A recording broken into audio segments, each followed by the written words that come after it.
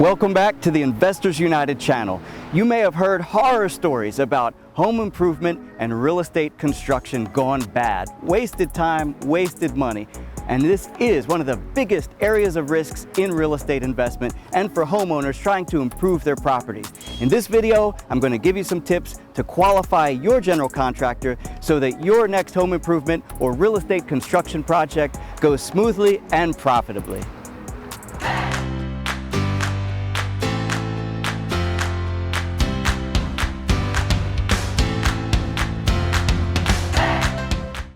Whether your next real estate project is a home improvement or a major real estate development, you need to know that your contractor is the right person to deal with.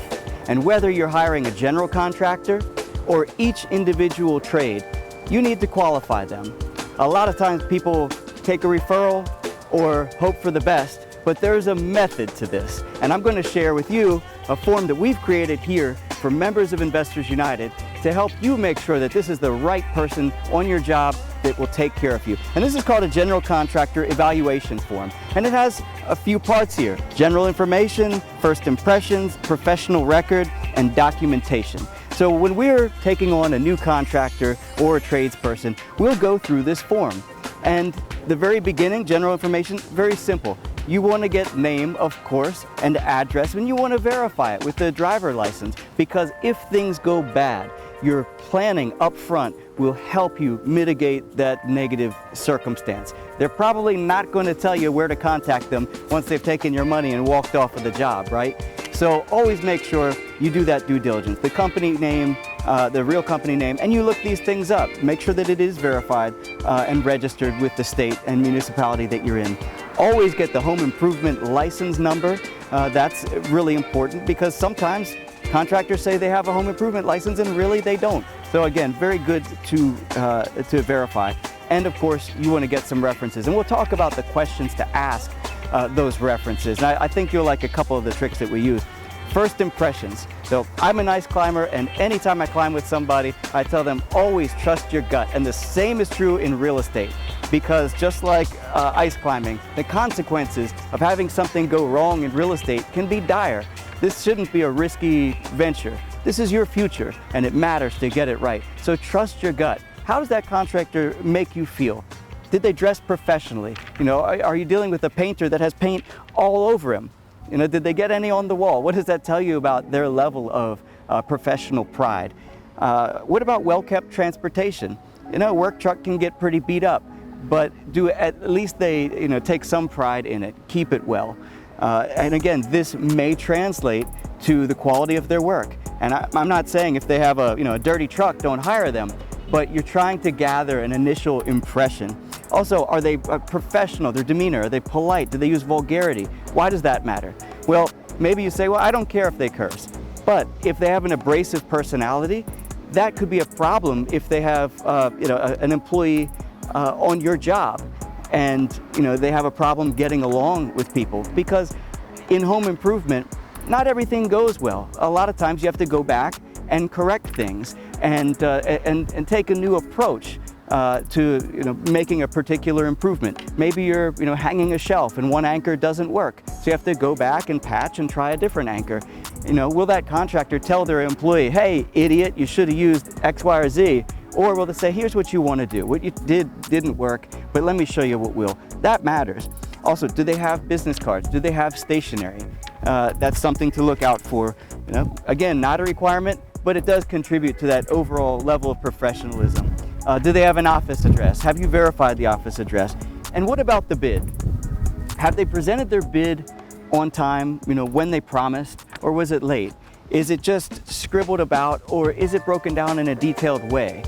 It's easy to say, paint the wall, but it would be maybe more beneficial to you for that scope to say, prep, prime, and 2 coats of, antique white, right? Anybody can throw paint on the wall. So again, first impression, those are some things to look for. As far as the professional record, here in Maryland, according to the Maryland Home Improvement Commission, 90% of new contracting businesses fail in the first 5 years. So when you check their license number, you want to see how long have they held that license. Again, it's just one piece of evidence. It's not a deciding factor, but it'll give you a clue as to the decision you might want to make. Do they have a satisfactory record with the Better Business Bureau? What about the Office of the Attorney General in your state? And it's really great. You can look up cases on the Maryland judiciary here in Maryland, and many states now are taking their systems and going online. So you can look up this person and their company and see all of the outstanding lawsuits, traffic tickets, etc. It's very interesting, and it can be pretty telling. Have you inspected their current project? That's a good one. They can talk about a project and all the beautiful work they're doing, but when you actually lay your own eyes on it, seeing is believing. Also, a criminal background check. I was laughing a second ago because I saw this. Gosh, when I was getting started, I remember I had a contractor put in a HVAC unit, the air conditioning unit, outside, and the next day I came back and the unit had been stolen, and I just had this sneaking suspicion. So I went over to the contractor's house and drove down the alley, and there was my air conditioning unit right in his backyard. Before I made any accusations, I decided I better do a little background check, and I found that the contractor was a convicted felon and had done some time for some pretty nasty stuff, and that ounce of prevention would have been worth a pound of cure back when I was getting started. So criminal background check, tons of places you can go, local private investigator, lots of places online, and that's important. It's important. Now, when you're calling references, I think you're going to like this. You need to ask the right questions. So what were the contractor's work habits, you might ask? Did they show up on time? Was it a set schedule, 9 to 5 or 7 to 3? Or did they just kind of come around whenever they had a chance? And that can matter. Did the contractor perform as expected? Was it better than expected? Were there, would you hire them again? Were there some shortcomings? Were there changes, any changes? Because this is where some contractors will try to make money. They'll bid low, get you to sign, and then they say, oh, well, if you wanted this, we didn't factor that in. Here's a change order. Here's another change order. Here's another change order. And then you're paying twice as much as you expected. Was the project finished to budget is what you want to ask the references. Or was it more expensive? Did anything go wrong? Would you hire the contractor again? And here's the question that I really like. If the contractor tells you, yeah, I'm just over on Main Street putting on a $15,000 deck, you speak with the reference and say, yeah, I understand Mr. Jones is putting on a deck, and that's a $20,000 deck. And they say, oh yeah, he's a great price, great contractor.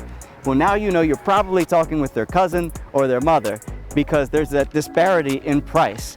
So a little question like that can smoke out the truth and help you make a good decision. As far as documentation, we talked about getting a driver license. You may, depending on the size of the job, or if you have a question about the contractor, you may want to get a credit report. You want to see if they're bonded. Not all contractors are bonded, but that is a certification, and it is a standard of financial responsibility. So that is helpful. Certificate of insurance. Always get a certificate of insurance, even if it's a small job, and the contractor's insurance company will provide you with a certificate that says that if anything goes wrong and it's an issue of the contractor, then the contractor or the insurance company will pay to have it corrected. And usually on most projects, it's about $1 million limit for the certificate of insurance. And make sure that you put on the certificate that you are additional insured and primary payee, right? That you're getting the check, that it doesn't just go to the contractor and then to you, that you're getting the check directly. So hopefully using this form will help you qualify your handyman or general contractor on projects of small to large scope and make your life a lot easier. There's a lot more to construction project management that we can go into in future videos.